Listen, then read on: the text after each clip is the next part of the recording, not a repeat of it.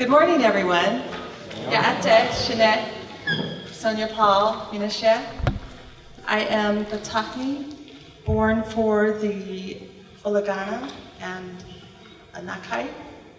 And I welcome you today because we have a very special guest, Sherman. And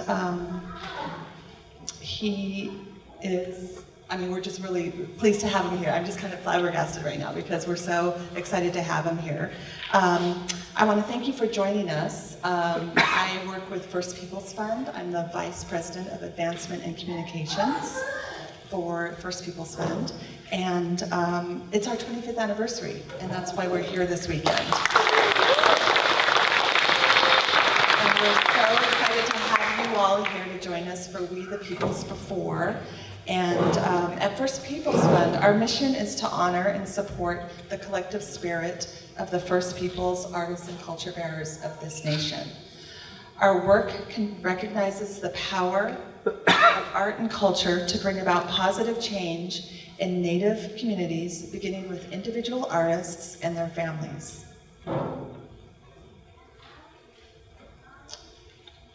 I'm going to introduce Sean now and tell you a little bit about him. Sean Sherman, Oglala, Lakota, was born in Pine Ridge, South Dakota, and he's been cooking across the U.S. and internationally. His main culinary focus is revitalizing Indigenous food systems in a modern culinary context. Sean's determination to understand the foundation of these food systems include understanding the knowledge of Native American farming techniques, wild food usage and harvesting, land stewardship, salt and sugar making, hunting and fishing, food preservation, Native American migrational histories, fundamental cooking techniques, and Native culture and history. In 2014, he founded the Sioux Chef, a food education and catering operation in the Minneapolis-St. Paul area. The following year, he debuted Tatanka Truck, a food truck featuring pre-colonized foods of the Dakota and Minnesota territories in partnership with the Little Earth community of United Tribes in Minneapolis. Sean also founded the nonprofit North American Traditional Indigenous Food Systems and its public-facing training center, Indigenous Food Labs, at the Midtown Global Market in Minneapolis. Most recently, in June 2021, Owamni by the Sioux Chef opened its doors in Minneapolis, showcasing a decolonized dining experience and menu of Indigenous North American foods. In its first year, Owamni was recognized by the New York Times, the Chicago Tribune, Esquire, Food and Wine, and Vanity Fair. And most recently, last month, Owamni was named by the James Beard Awards as the best new American restaurant in the nation.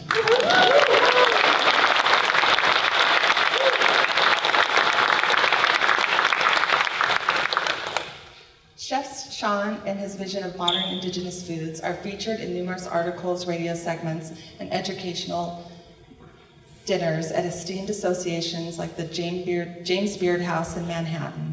He's also shared his knowledge with audiences at Yale, the Culinary Institute of America, the United Nations, and many more. Sean has received accolades for his work, such as the 2015 First Peoples Fund Fellowship, 2018 Bush Foundation Fellowship, National Center's 2018 First American Entrepreneurship Award, 2018 James Beard Award for Best American Cookbook, 2019 James Beard Leadership Award, and the 2021 Esquire Chef of the Year.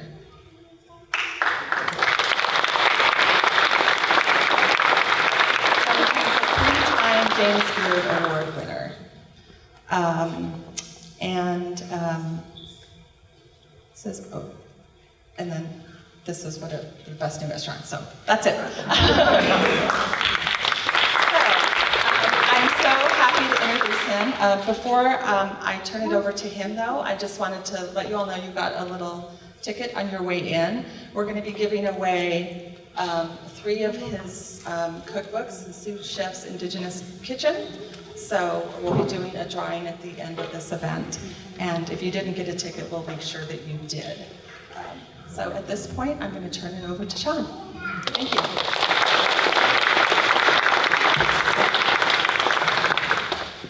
Up like Sioux chefs and top cooks. Chefs in the old school. All right, is the mic on? Can you guys hear me? Yeah. Okay. So, Ihani Washte, my name is Sean Sherman. I'm excited to be here to talk with you guys.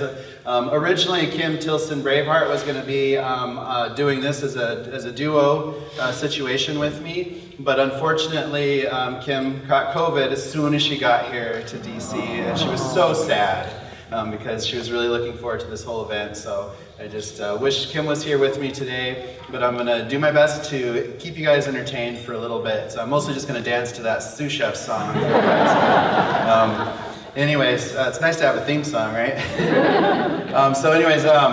So I was born and raised on Pine Ridge Reservation in South Dakota, and I do this talk quite a bit. I've done it for quite a few years now. I started the company in 2014, and but it had been even longer that I started really working on this, because as a chef, I grew up on Pine Ridge. My mom moved us off the res when I was right before high school. We moved to Spearfish, South Dakota, which is in the Black Hills in the northern part.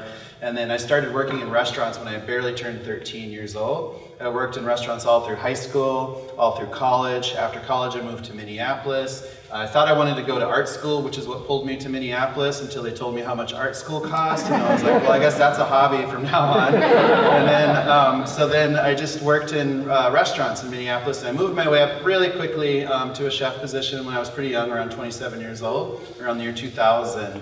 And I started, thank you, sir. And I just started working in really nice restaurants. I worked for all sorts of, I tried different cuisines. You know, my first chef job was at a Spanish restaurant. I worked at a lot of farm-to-table restaurants when it was kind of up and coming back then, and just had a really nice career as a chef. But a few years into that career, I realized the complete absence of indigenous foods out there. You know, there were no Native American restaurants. You know, the Mitzitam Cafe was here when I had discovered had just opened, but they didn't have any Native people working there, which I thought was kind of weird, you know, and they did a good job for what they did. But again, there was just very little, pretty much no just representation of indigenous peoples making their own food out there in this situation. So for me, it just took a long time to try and figure out why did that happen? You know, why do we not have Native American restaurants in every single region, in every single city? You know, because we should. I mean, we're a diverse group of people. We have many different amazing Native nations out there. And you know, when I started asking around, like my mom and stuff, it'd be like, you know, do you have any cookbooks from Pine Ridge? You know, do we have anything that showcases what indigenous foods are, especially from where I grew up? Because I just realized that I can name hundreds of European recipes easily off the top of my head. You know, I can make that, and I can name those dishes in those languages. You know, so I can make all sorts of stuff. But then I realized I knew very little about Lakota food. And that was troubling to me, growing up on the reservation, having all of my family from the reservation, and just not knowing, you know, what was true Lakota food. I could think of like a handful of pieces that were truly Lakota. But, you know, so my mom's like, no, I have a cookbook for you. I was like, sweet, problem solved, right? So she gives me this little Pine Ridge cookbook, this little paperback, and as I was reading it, I was like, this is basically a Lutheran cookbook. They just put Lakota. Because it's just, so I was just like, Mom, I'm just looking for stuff that doesn't have cream of mushroom soup in it.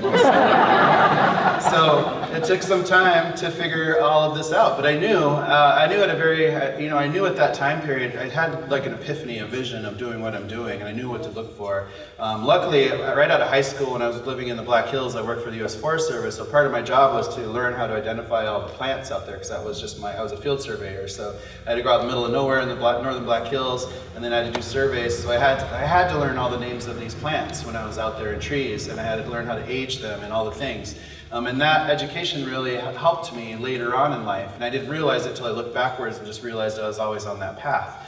But anyways, like I realized that there was so much food around us and so much flavor around us, and nobody was utilizing it. You know, there's just like, I knew our ancestors were, I knew that my indigenous ancestors had a vast knowledge of all the plants, how to harvest, when to harvest, which parts to harvest, which songs to sing to the plants when you're harvesting, which gifts to give to the plants when you're harvesting, and all those lessons. And I wanted to try and figure that out. So it really just became that idea of like, what are indigenous foods of North America, and how do we move forward? Like, how do we hold on to it?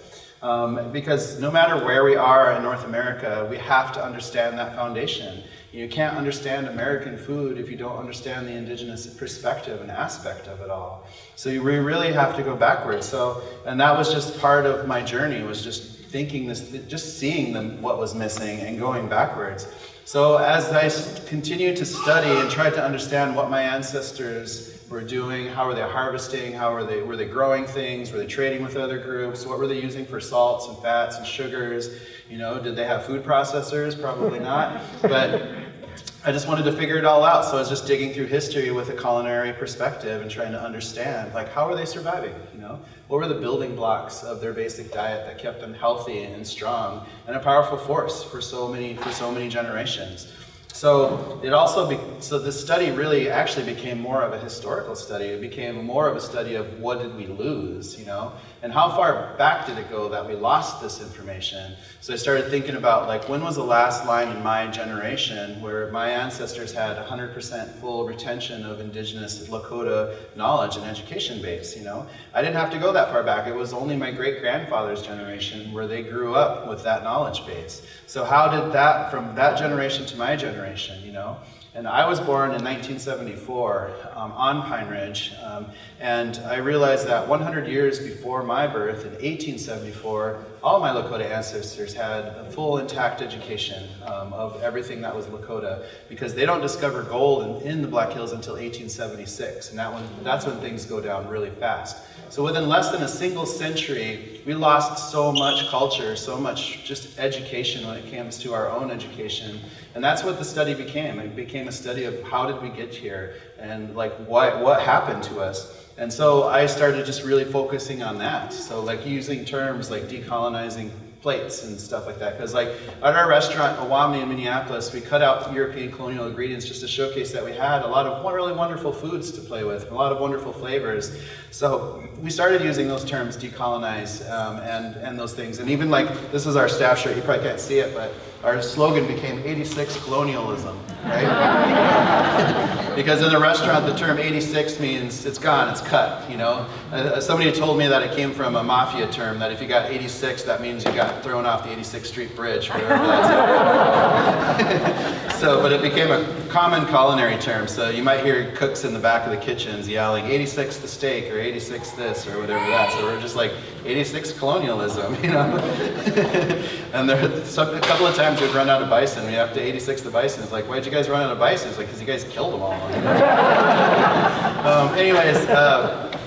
So to understand colonialism, you know, it's a complicated situation, but not really. The easiest way to understand it is just to Google it. So if you take out your smartphone and Google the word, you'll get a definition. So it's the policy or practice of acquiring full or partial political control over another country, occupying it with settlers, and exploiting it economically. And obviously this is not unique to North America, because this happened all around the world. There are indigenous peoples across the entire globe that this happened to. North America, South America, Africa, India, Southeast Asia, Middle East, Australia, New Zealand, Hawaii, you name it. Colonialism was in full effect from the 1400s on, right? So we just have to look at what happens, you know? So we just went through centuries, sorry, I can't tell if that worked. We just went through centuries of racism and white supremacy, and we're still living in that state, you know? White supremacy is dying, but it does not like losing power. And it's fighting as hard as it can, and like that's why things feel like they're going backwards in our own country sometimes, because people set up this country very specifically to hold power and to keep brown and black people down. And right now, this is reversing. It feels like it's reversing, but it's a fight. Like, we can outnumber, you know, and we can stand strong. Thank you.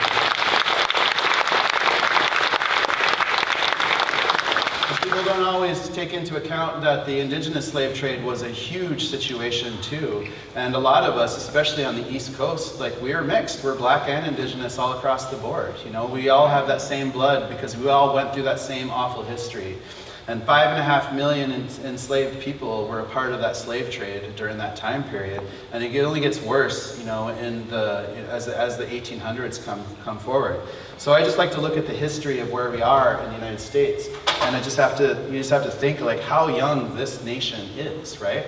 So if you go backwards into 1776, that's when Independence Day, like we're just right on the cusp. We're here in the state, in the capital of the country, you know, which is Washington, D.C. It's named after George Washington, and it's named after the District of Columbia, which is named after Columbus, right? Because this area was called Columbia. So it's just, they stamped this whole situation right where we're standing.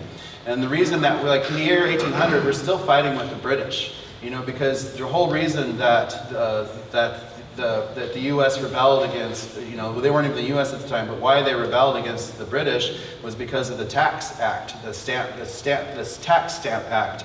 Because basically the British were trying to keep the colonists in control. They had borders and patrols to try to keep people from like going further and taking over and ransacking native peoples and communities, right? So the British were actually controlling that because they wanted to keep it tight. They had their agreements that they were just very about the rules that they set, and the people living here didn't like that. They wanted to continue to push and take over more land. So that's why so when the tax thing came, it was just because the British needed more money to fund basically that policing of those borders that they had created. So then, you know, they rebel because they want more. Like the people living here want more, and they wanted their independence to take as much as they wanted to and not have to listen to the British. So in the year 1800, we're still basically just the 13 colonies, just a little bit more. The western frontier is literally Ohio, you know, and everything west there. That's the Northwest Territory, is that space there. You know, so shortly after that time period, the Northwest Ordinance comes into play, which gives the United States the ability to, well, what do they do when they stumble into some land and nobody's using it, so they take it, right? And it gives them the ability to swallow up land, and they use that same situation throughout the entire 1800s. So even though European powers had cut up this nation, this continent, saying like, we own this huge chunk, we own this huge chunk, they fight over a little bit here and there. But for the most part, then, you know, the reality is that us as indigenous peoples, for the most of this nation, most of this continent, we're still the stewards of this land space as we always have been, you know. Our people, most of the people haven't even seen European people at that time and period in 1800, which isn't long ago. Like, that's not ancient history, right? And then, so it's just over this one century, like, everything happens so fast. And I gotta skip over one here, but sorry. So this map will showcase really quickly like how fast the United States government takes over all that indigenous land. So at the beginning of 1800, over 80% of that whole landmass is under indigenous stewardship. And by the end of that century, less than 2%, only because of the reservation systems, which was basically just segregation, right? And we're still living in that. We still have reservation systems out there, and they're still out of sight, out of mind for many of us in those situations. It's still modern day segregation. We just don't talk about it like that. But that's what it is, you know? We don't have the same access to education. We don't have the same access to nutrition. We don't have the same access to healthcare.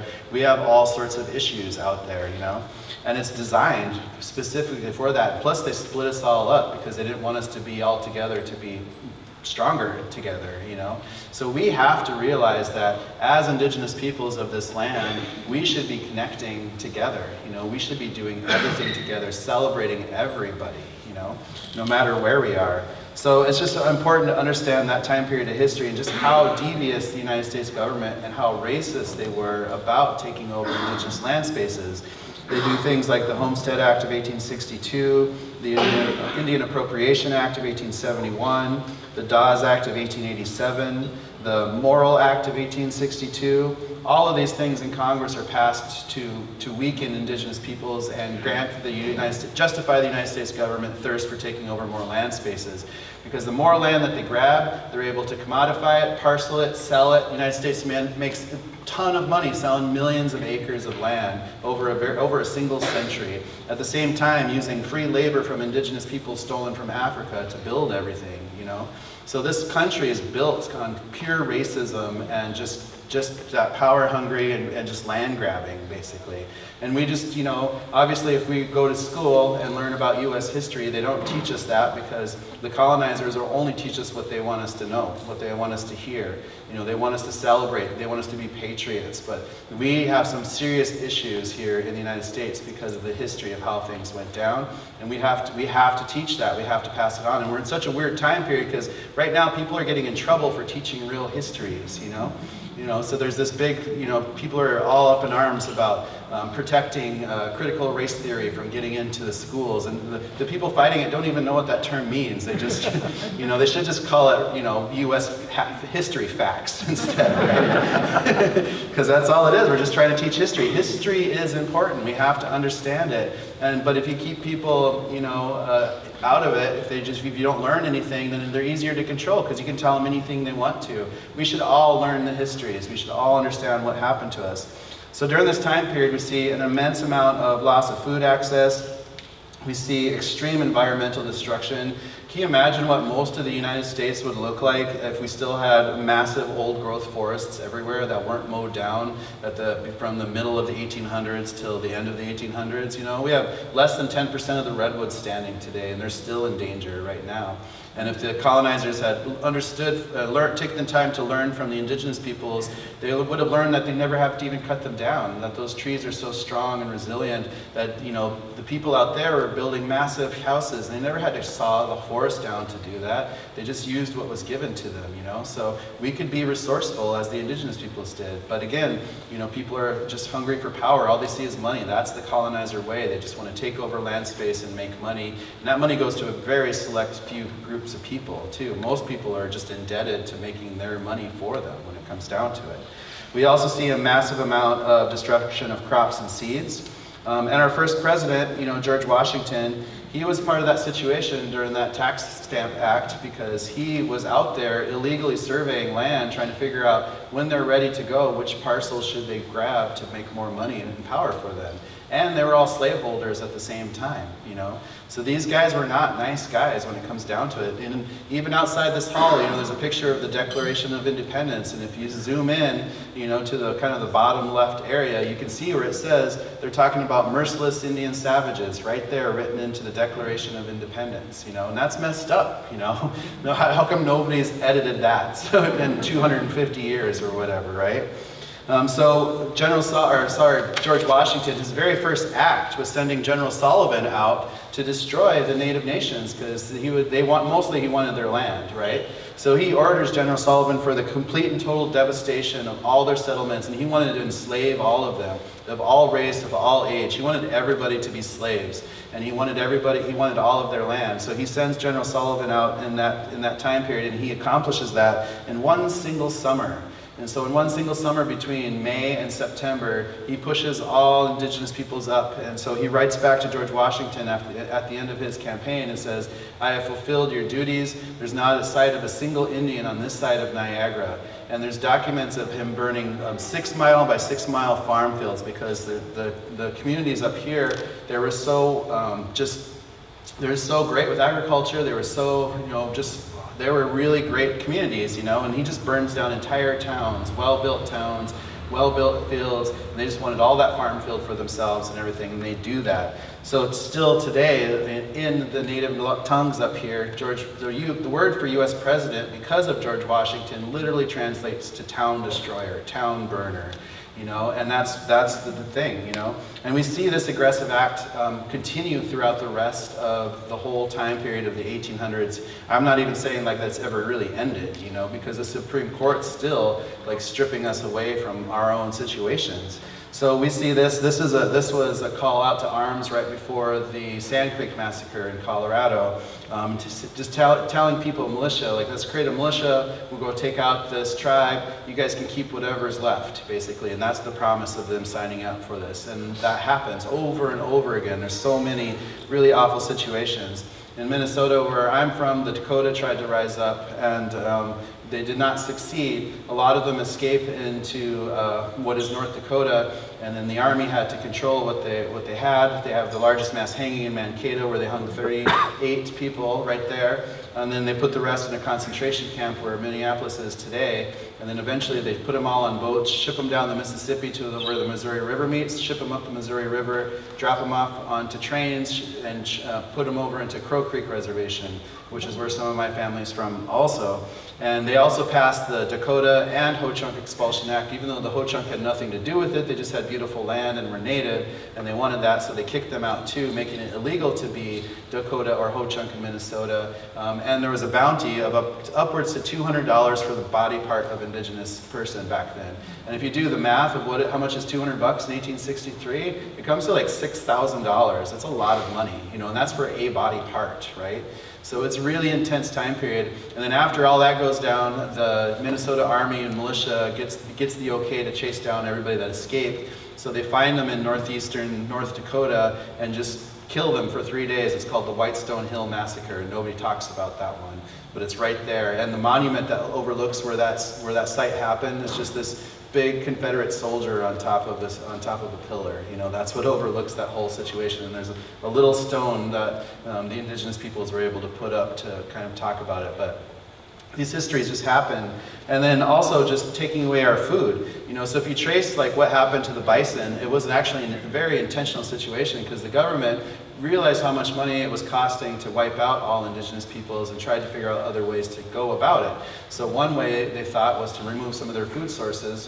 For a lot of the tribes in the West, that was bison. So when they surveyed bison in the late 1850s, there were still hundreds of millions of those animals out there. And so then they start spending money on hunters to go out there and wipe out those animals. And you see things like this in histories of, this one says like 16 hunters kill, a party of 16 hunters killed 28,000 in a single summer. You know, and there's hundreds of those hunting parties out there just taking out bison.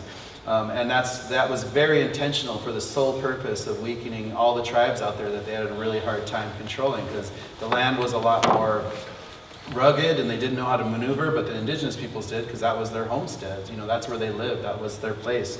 And so we have to live through all this, and there's still stories out there in a lot of our communities of what happened, why did the bison disappear, you know, and struggling to understand this massive shift and change of everything, you know. So, but the thing that hurts us the most as Indigenous peoples was the loss of our knowledge base, the loss of our education and our culture, because after all that comes down, we go through a whole decades of assimilation efforts, and we're still living in assimilation right now today. Anybody who picks up a U.S. history book is being assimilated right now. You know, so we need to change that. We need to think about what kind of education are we teaching our Indigenous youth when it comes down to it, you know, and anybody really when it comes down to it, because that generation at the turn of the century, they should have been downloading generations of knowledge, right? They should have been downloading everything that their ancestors, thousands of generations of knowledge being handed down, how to harvest things, what the names of the plants are, what songs do you sing to the plants, you know, everything, all of our tradition, that's our education. How do you build a bow? How do you catch a rabbit? Like whatever it is, you know, all of that education is what we lost. So that's what we have to start bringing back. And it's our art, it's our language, it's our music, it's our dress, it's everything, you know. So we just have to understand that how damaging this assimilation effort has been to us as Indigenous peoples. And just the hardships and struggles that we had to go through because of that whole situation. Because as we know, boarding schools were everywhere. You know, there's that big report that just came out from Deb Holland's office chronicling a lot of this, and we're still just barely starting to understand the extreme damage that this whole situation did to us across the entirety of North America. I really liked this, well, I wouldn't say I like this, but in I think it's Ontario or Ottawa, I can't remember, but it was a couple of years ago, right before the pandemic, they actually did a ceremony where they took the time to find all the names of the children that passed away in residential schools in Canada, put them all on one banner and played a ceremony for them. So I think it's just important to just watch this banner for a second and think about all the names of these children, and knowing that this list is shortlisted because shortly after that they started searching those schools, finding hundreds of bodies just in one location at a time, you know. So right now they've found thousands of unmarked graves around these residential schools. So this list is just barely a glimpse of what's happened, and this hasn't even happened in the US yet. You know, this list goes on for a full minute. You know, this is a huge banner, and we shouldn't have to worry if we send our children to school whether they'll come back alive or whether we'll even ever see them again. But that was a thing that we had to live through as Indigenous peoples for almost an entire century. And it's really hard, you know, it's really, really hard.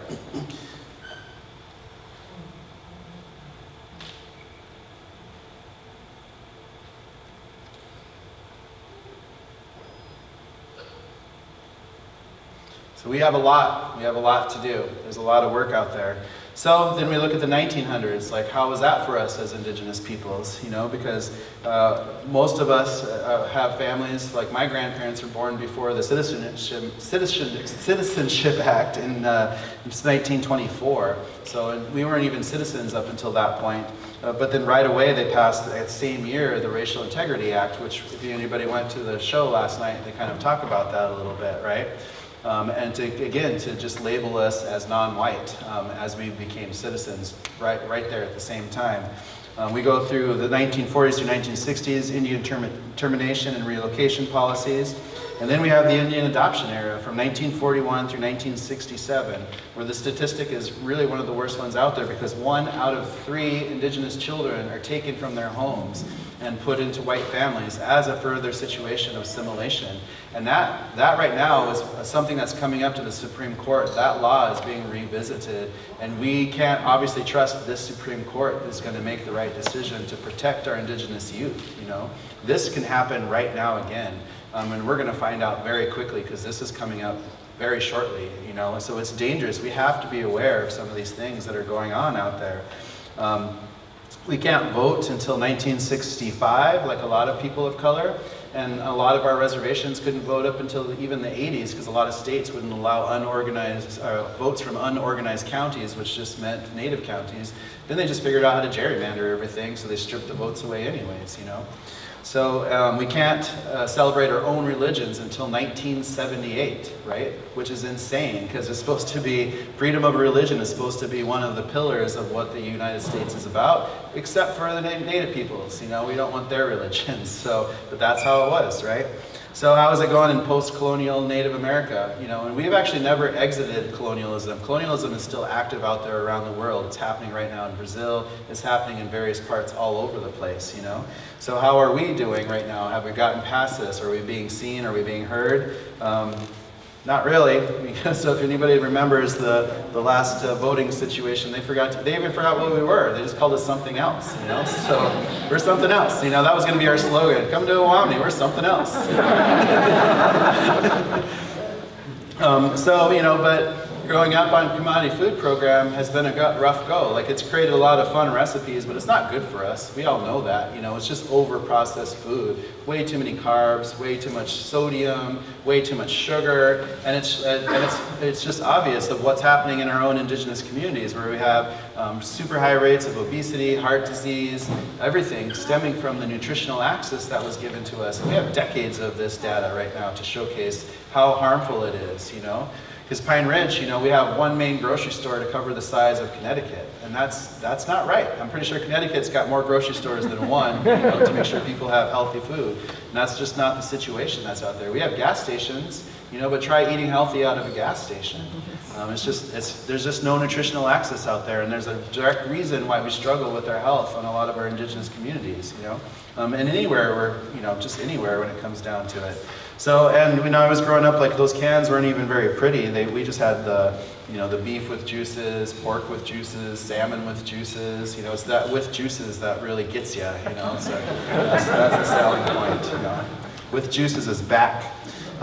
Indian tacos, obviously, something that we all love, but this one piece of food should not identify all of us as the immense diversity that we have as Indigenous peoples, and it doesn't have anything to do with us anyways, because we didn't have wheat flour. This was something that was taught to us by the U.S. military, because that was something that they used out on the field. They had some flour, they had basic staples, flour, lard, salt, sugar, coffee, things like that. So when they were giving those staples to us as Indigenous peoples, they showed us how to make a very simple dough, fry it in some fat, and then you have something of substance substance to be able to keep you alive, you know? So luckily we have food, yes, but this is not good for us, and we can do so much better because we can just do so much better. So understanding indigenous food systems is where it really comes into how it plays, you know? So we just have to take the time to start to learn. So when you're understanding indigenous food systems, you have to understand the immense diversity that's out there. So if you look at first just the biological, or just the ecoregions of North America, there's all sorts of diverse plants and peoples and cultures and everything. Then you layer indigenous peoples on there. Look at a language map of North America. Look how diverse that looks, you know? There's no colonial borders there. There's so much diversity out there. You know, right now there's 634 tribes in Canada, 574 in the US, 228 of those are all in Alaska, and 20% of Mexico identifies as indigenous. So we're still here as indigenous peoples, and it doesn't matter if we're speaking Spanish, English, or French, because those are European languages. English is a foreign language where we are right now. You know, so we have to understand the true roots of this continent, of where we are, and you have to include the indigenous peoples. You know, we've just been completely removed from all of this storyline, and it's just so important. So as we're moving forward, we have to take the time to identify indigenous education, which is all of these pieces: wild foods, permaculture, agriculture, seed saving, seasonal lifestyles, ethno-oceanography, hunting, fishing, whole animal butchery, mycology, salt, sugar, fat productions, crafting, land stewardship, cooking techniques, metallurgy, indigenous histories, traditional medicines, food preservation, fermentation, nutrition, health, spirituality, gender roles, sustainability. These are the building blocks of indigenous education. These are the things that we really need to be focused on teaching our next generations of youth. So understanding things like proteins, for example, that's easy. You know, we learn how indigenous peoples use every part of the bison. That's just because we were resourceful. We didn't waste anything. You know, we live in such a wasteful society, and we didn't have the privilege to waste anything back then. We had to learn, and we did the same thing with plants and animals. We just used all parts of everything because we had thousands of generations of knowledge teaching us how to do that, right? We literally buy something today and throw it away immediately, just moments later. Like, we're so wasteful in today's society. We create so much garbage and trash.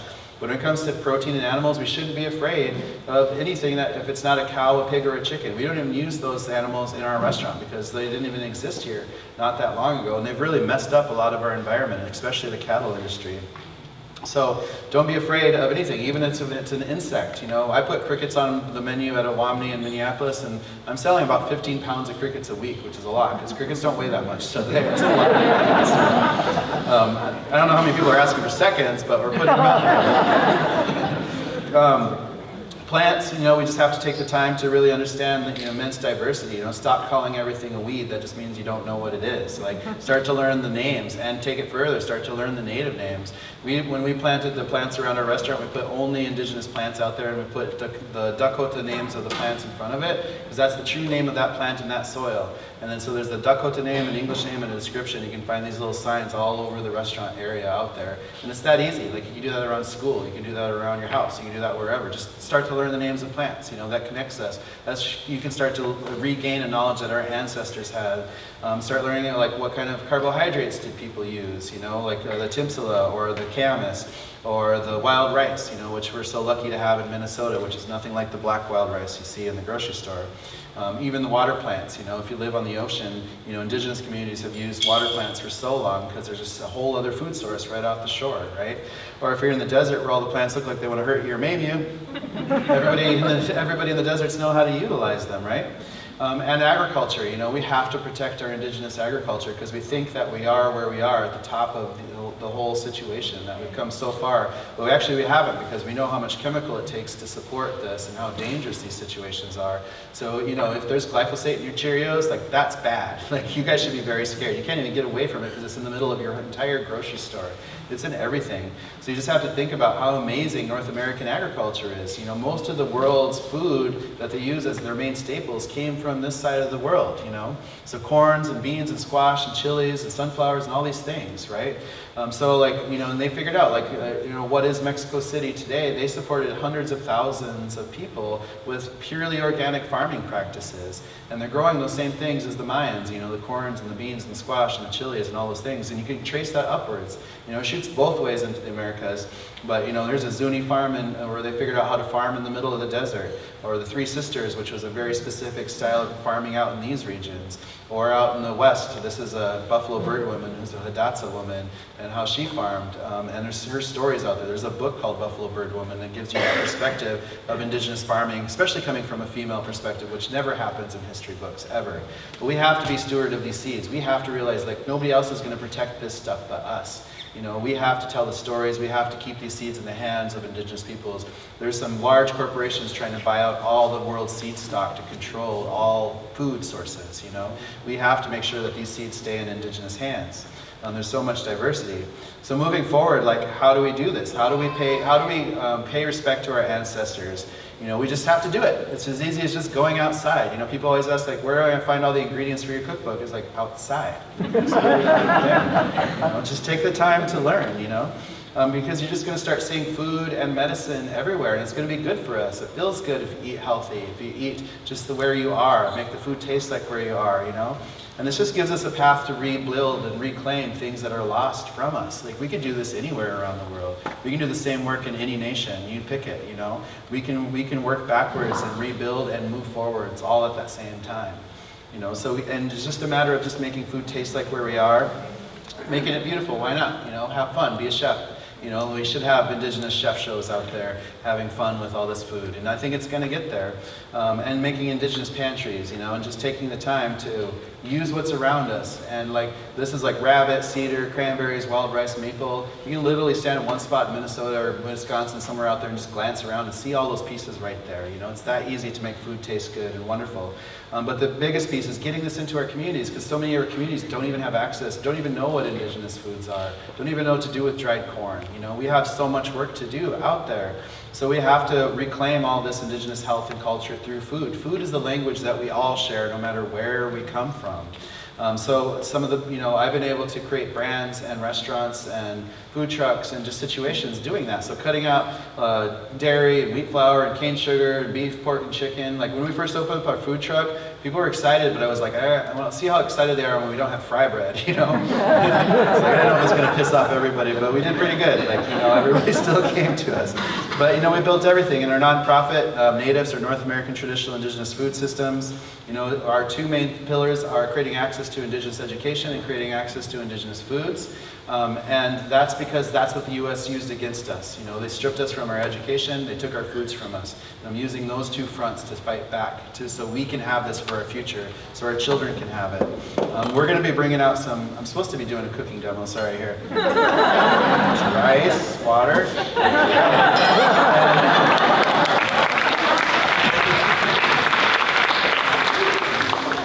So Indigenous Food Lab, you know, it's just about teaching people about Indigenous foods. What are the benefits? You know, there's healthy fats, there's diverse proteins, there's low carbs, there's low salts, there's a lot of plant diversity, way more than the Western diet. And it's just good for us, you know. It's like what every diet's trying to be, because at the restaurant we're gluten-free, dairy-free, sugar-free, pork-free, soy-free. Like, we're like all these diet fads all in one, but it's so good for us, you know, and we can eat like that all the time. And it's part of our steps of working towards Indigenous food sovereignty, because we need to be able to control our foods, you know. We need healthy food access, cultural food producers, regional food systems, control of those regional food systems, which means non-governmental control. You know, the USDA could go find somebody else to bother with their weird program rules, right? And access to Indigenous education and environmental protections. You know, and you know, we need to be able to teach people how to grow more community gardens. We need to teach people about landscaping. We can landscape any way we want to, so why not just put food everywhere? We don't need these vast lawns that do nothing. We just need to put food absolutely everywhere, because lawns are stupid, you know? We have to think better. We have to just take the time to move forward. And we need kitchens, we need trained professionals to be able to process this food so we can share it with our own community, you know, because if we can control our food, we can control our destiny, which is what our ancestors did, you know, all of us, no matter where we came from. And, you know, just working on ways to create more Indigenous education, showing people the way to be able to do this on a daily basis. So our goal is we have a nonprofit kitchen in Minneapolis called Indigenous Food Lab, where it's a place where we'll have an Indigenous market space, a classroom kitchen to teach our community about all sorts of facets of Indigenous education, where we're recording it digitally so it'll be accessible online. And then we also have a large commercial kitchen where we've been able to do everything from food relief, exercise co-packing to get more Indigenous food products out there, and just training and education, and a research and development spot for ourselves so we can further our own education. So right now we're working to expand Indigenous Food Lab into regions everywhere. So right now we're actually working on putting one in Anchorage, Alaska, Bozeman, Montana, Rapid City, South Dakota. And that's just this year. Next year I'm going to be working on trying to get seeds started to go in Chicago, somewhere in the Pacific Northwest, and probably Albuquerque. And we're going to keep expanding and growing because we need this education and support system everywhere. I'm just trying to create a support system for other people to do this, to open up doors for other Indigenous chefs. Because this work will never be about me. I get a lot of attention as a chef because media loves chefs, but it'll never be about me. It's about the next generation and the next generation and making sure that they know what this is and to fight back against people who are trying to keep them down and to assimilate them and to continue to erase our cultures and our ways. And we just want to create systems where we can have more demand for Indigenous food production and food producers. We need to see so much more of it. And Awamni is our restaurant in Minneapolis, and we just basically took the name of the land space because what is downtown Minneapolis used to be this really beautiful waterfall, and that's where our restaurant sits, right on that very sacred space. Awamni Yamni in Dakota just means place of the falling swirling water, and the Dakota village that was there, the Dakota people, they named the entire Mississippi Hahawakpa. The Mississippi's big, right? The Hahawakpa refers to the waterfall. It just means the river of the falls, meaning that exact space where our restaurant sits on, which is the heart of that entire river for the Dakota people. So no matter where we are, again, we're on native land, and we can do this together, but we have to work together. We try to prioritize purchasing all of our food from Indigenous producers. Like whatever we do it with intention. We try to be very specific about which foods we're bringing in and why we're bringing those in, and just creating up more opportunity for Indigenous creativity. Like we can have fun with our foods. Try cooking dessert without dairy, flour, or sugar, but we can figure it out. It's fun and it makes you feel good. It's like healthy dessert. Because we really believe that if we all work this together, that the future is Indigenous and we can get there, right? So that's my talk, Evolution of Indigenous Foodways. So what you guys are eating is basically, I made a congee out of wild rice, so I just like a porridge. So I just cooked it for a really long time. And then we just used basically kind of the components of what is wasna. So we have dried bison, obviously, and then we had dried berries, and there's a little bit of that drizzle, rehydrated a little bit and drizzled on top. So this is just kind of like a deconstructed wasna a little bit, but it's just there just to showcase like it's healthy, it's tasty, it's fun, and when you eat this kind of food all the time, like you just feel good, like it's just good energy food, and it's just good for you. So we have 15 minutes, and I really wanted to, because we have so many amazing people from so many different nations in this particular room, I was hoping that we could just do a little bit of a Q&A, because I just really feel like there's some smart people out there. I like to throw a lot out at this presentation. There's a lot of knowledge, a lot of education, a lot of facts, and I just want to see what you guys have to say about it and just have a few minutes of conversation.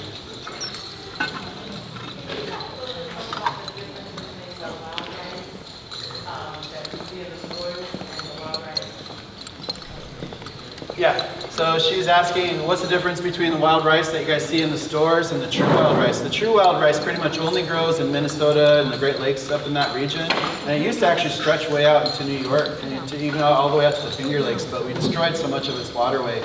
But the black wild rice was actually modified so they could grow it in paddies, so they could use machinery like combiners to harvest it, which is why we have a lot of it. But the true wild rice only grows on the lakes. It's a very special piece. If you've ever been to Minnesota, the true wild rice is these light browns and light yellows and light reds and light oranges and it's just like it's completely different. It cooks faster, it tastes different, smells better, and it's just a different animal, when it comes down to it. But that's why, so just try and find hand harvested rice from some of the tribes. There's some out there on the market. Yes, sir. This is a congee made from wild rice? I said it's in the style. I basically made a porridge. So he's asking, is it a congee? But in a sense, that was kind of what I did, was just make a porridge out of the wild rice. And very similar if you've ever made congee before, which is like a Asian kind of breakfasty porridge, and you just top it with a bunch of stuff. So just that, because just making something as simple as just overcooking your rice for a long time, and making it, and putting some flavor in it, and then topping it with whatever you want to. It's that simple. So it's like 7 parts rice to water, so it really spreads the rice out quite a bit. Or you can use leftover rice and just cook it more to make it for the next day. Talk a little bit about the vegetables that you have up there. I don't know which one is the large. Yeah, the roots. This one actually fell out of the sky the other day. No, this is a celery root. Oh, celery. Yeah. So this was more table display, but it looks beautiful. They did a great job for the table display. Yes? Go ahead. That leaf that we just had was spicy. Mustard. In a very good way. What is that? Yeah, it was a mustard leaf. I was just asking what the green was on that. So yeah, I like food with flavor. So it's fun, you know. There's a lot of flavor out there. We could have foraged, but I wouldn't trust picking anything around here. So yes. Can you talk about like cooking methods in a way that like for Hawaiian and Sioux and underground things? Can you talk about Yeah, so she's asking about traditional cooking methods, and I think that's a really important theme because there's so many amazing ways. You find the underground cooking in many different nations all over the place. You know, Mexico all the way up into these areas, out to Hawaii, all over. You know, it was just that's one way. But cooking with the elements, you're cooking with fire, you're cooking with water.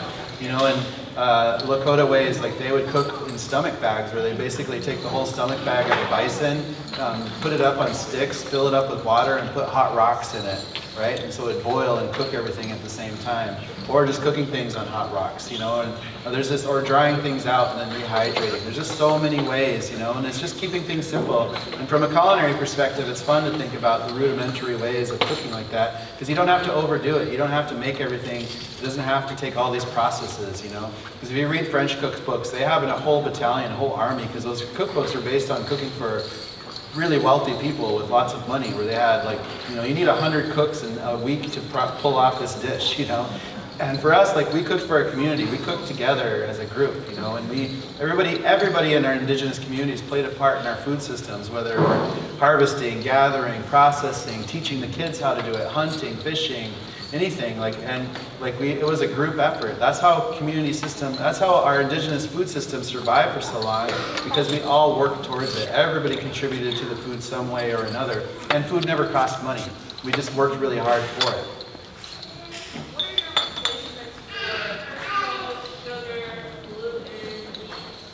Well, I mean, for North America, there's a wild barley, which is the only plant with natural gluten in it in the entire continent, basically. So we're not actually trying to substitute, because we're not trying to recreate European recipes, you know. We're just using what we have and creating modern recipes off of that moving forward. You know, but there's plenty of sugars, because we use a lot of maple, and that was a big part up here. We use a lot of agave for more in the southwest. We use tons of fruits, and even some of the vegetables like squash and things are really heavy on the sugar pieces too.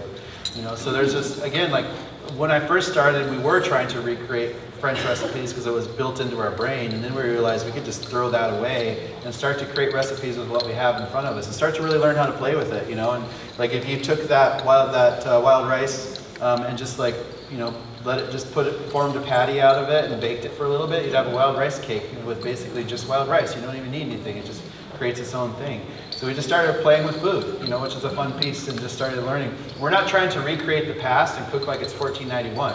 You know, we're trying to take this forward. We're trying to just create what is modern indigenous foods, because we can. We have the power to create, to adapt, to make whatever we want. But we want to do it with intention. We want to maintain health. We want to maintain culture. And we want to showcase diversity. We want to uplift all of our diversity, no matter where we're from, around the world. Because again, as people with indigenous roots who have been affected by colonialism, we can work together. You know, all of us across the board, no matter what color, what continent. You know, we're all in this together. We can rebuild, but again, it's all about supporting each other, understanding the histories that we all share. Because, you know, especially for black and brown people in the U.S., like we went through a lot, you know, and our histories are woven together tightly, you know, and we share our common enemy, which is white supremacy, which has been holding us all down for so long. You know, but we can do this, and food is such a great way. It's such a powerful language, and nobody can deny. You know, so we can work towards a better future. Can you talk about how Europeans sort of claimed dominion over some indigenous foods, like potatoes being Irish and tomatoes being Italian and sunflowers being Ukrainian? And I would just say that he's just asking, like, how are they, you know, like other nations have literally kind of taken some of the foods that came from this hemisphere, like potatoes and tomatoes and things like that. I mean, really, it's just Europeans like to discover things, you know. It's just like, hey, I discovered this, it's mine now. So, we're actually going to be we're going to be in Europe for a month in September, and we're going to be doing some pop-up dinners, and we were thinking about doing like a reverse doctrine of discovery. You know? Like, this land was your land. That's not one back here. Have you ever tried with drying berries and cakes? Dried berries, yes. Yeah. Yeah, so just asking, that's just part of food preservation. So he's asking about dried berries and cakes, and so choke cherries, we do that all the time. Even pounding them right the pits right into it too, you know, the seeds, and just making those little cakes and drying them out, because then you can just use them all year, you know. And it's an easy and fun way to do it. And I saw one picture, I think it was from a Shoshone woman, but she was drying out all these berries. I think they were huckleberries, but I'm not positive because it's an old picture. But she had them all laid out on a hide and this long fire next to it, so it was smoking and drying at the same time. And I think just what a wonderful flavor, you know, to be able to utilize. So sometimes, like in the restaurant industry, there's a very like hierarchical, sometimes toxic environment in the kitchen. Yeah.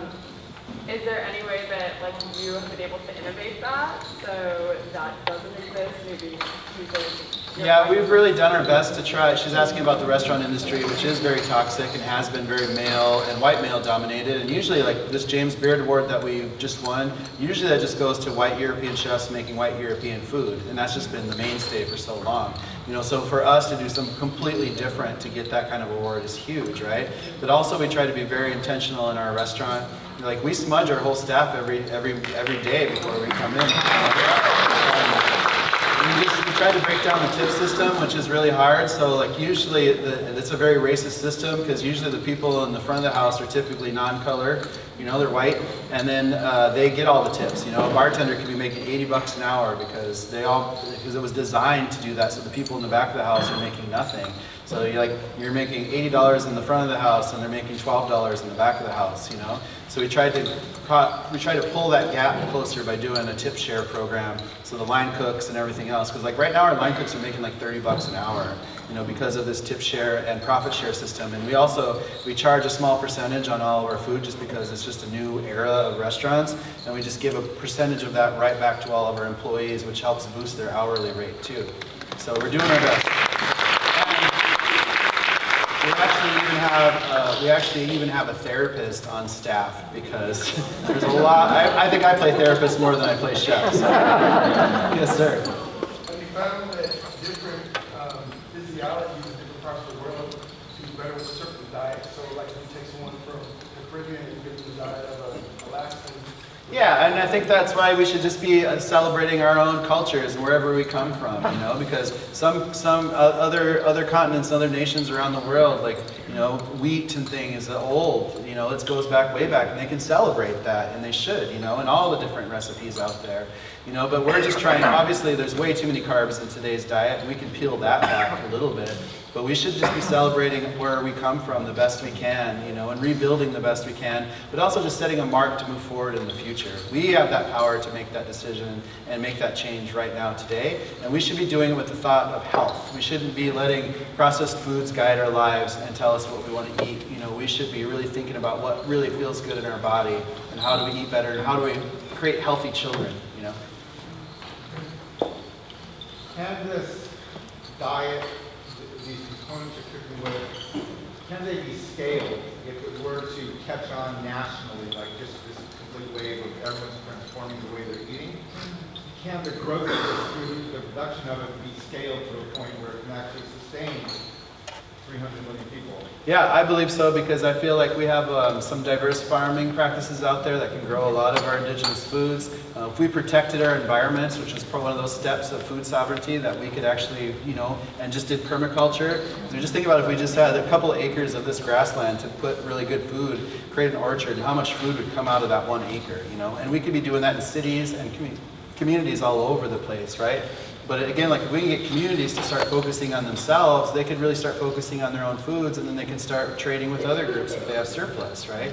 But just, you know, just taking a few acreage and doing something with it, a mix of agriculture and permaculture, we can create a lot, especially if we have trained chefs to be able to process everything and the right facilities to do that en masse. So first we could just work towards community-based food systems, and then we could start to scale up to bigger and bigger ones, you know? Because we have to support our local food systems the best we can, you know? Land access is always going to be our biggest issue, because if you look at the statistics, 98% of all privately owned land still sits in the hands of white European people, you know, which is a direct result of colonialism. So, and land access has always been against us, you know. So we have to work towards land back as hard as we can. That's really going to be, it's going to come down to our biggest answer. Water is going to be a huge issue for a lot of us because we're abusing it. We're allowing companies like Nestle to pump out millions and millions of gallons a day just to make plastic bottles, basically.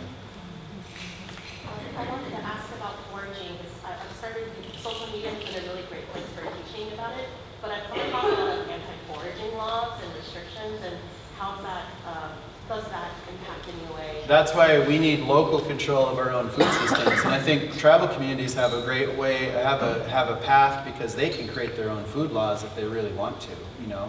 They can make some massive changes out there. We can create better foraging laws, and we can be symbols of what's possible if we work towards it, you know. It's very possible out there, so we can definitely do it. I'm going to take one more question. It's going to be multiple choice, and I'm going to go from there.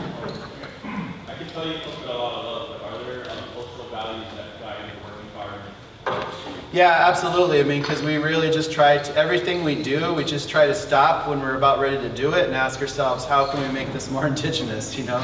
We really just want to instill as much Indigenous value into the work that we do as possible. And again, like, I hired 80 people last year when we first opened the restaurant. 70% of our staff identified Indigenous as one way or another. So it's great to have so many people together as a group to really work towards tackling some of these situations and creating something different. So, right, well, I thank you guys. Can you cue that Sioux Chef song, and we're going to wrap this up. Hope you enjoyed the cooking demo. And,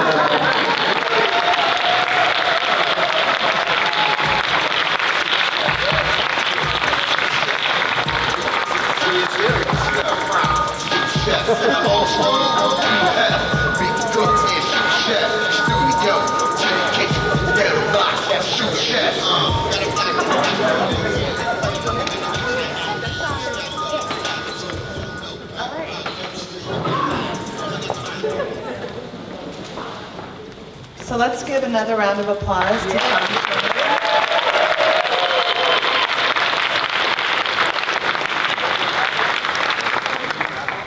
Pardon? You're doing the raffle? Yes. Do you want to choose one of them out of the bowl? Okay, we're going to do our raffle now. Does everybody have a ticket? Anybody need one? Everyone has one? Okay, good. So we have the 3 books, and Sean's going to pull the numbers. what's that? Oh. All right, 3? Yeah, 3.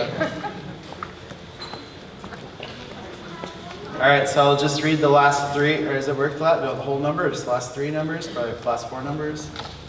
Whatever. Try I'm just gonna say 4 random numbers now. I'll say the last 4 numbers. So this one is 9133, ending in 9133.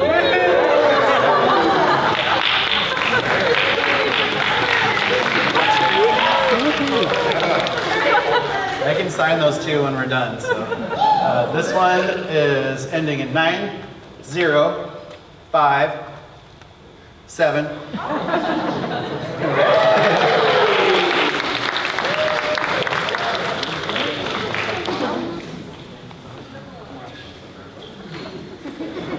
All right, this one is 9037. All right, there we go.